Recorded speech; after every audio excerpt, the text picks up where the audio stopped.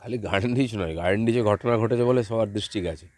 কলকাতার আশেপাশে, কলকাতায় জেলা শহরেও আজকাল ঠিক একই রকম পরিস্থিতি। পুকুর বোঝানো, বেআইনিভাবে বাড়ি তৈরি করা, অনুমতি না নেওয়া, ঠিকমতো সিলিং ইত্যাদি না করা।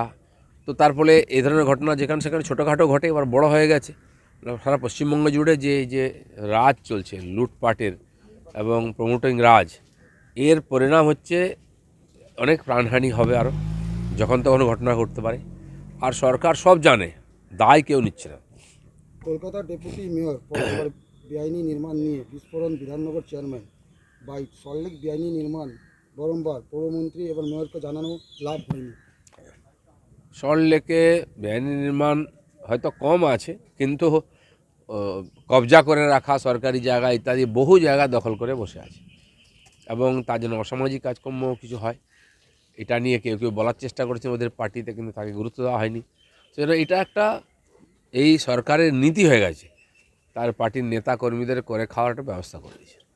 সব কেন্দ্রে মমতা বন্দ্যোপাধ্যায়ের মুখ, ভোটের সময় এমন কথা শাসক শিবিরে শোনা গেলেও এমনটা মনে করেন না উদয়ন গুহ। কাজ না করে শুধু মমতার ছবি দিয়ে ভোট হয় না, মন্তব্য উত্তরবঙ্গ উন্নয়ন মন্ত্রী। ওনারা অনেক কিছুই বলেন, মমতা ব্যানার্জির নামেই ভোট হয়, এবং যা গণ্ডগোল ঘটছে ওনাকেই লোকে ভোট দিয়েছে, তার দায়ও ওনার। সেজন্য এই প্রমোটিং রাজ থেকে আরম্ভ করে খুন খারাপি বা শাহজাহান রাজ সবই মমতা ব্যানার্জির দাওয়া।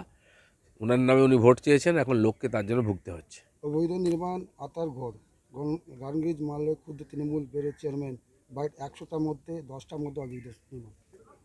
সবাই জানে, কেউ বলতো না, এখন ওদের পার্টির লোকেরা বলতে বাধ্য হচ্ছে, কারণ এরকম ঘটনা ঘটলে তাদেরকে মার খেতে হবে, লোককে জবাব দিতে হবে, কিন্তু উপায় নেই, টাকার মোহ তো কেউ ছাড়তে পারে না।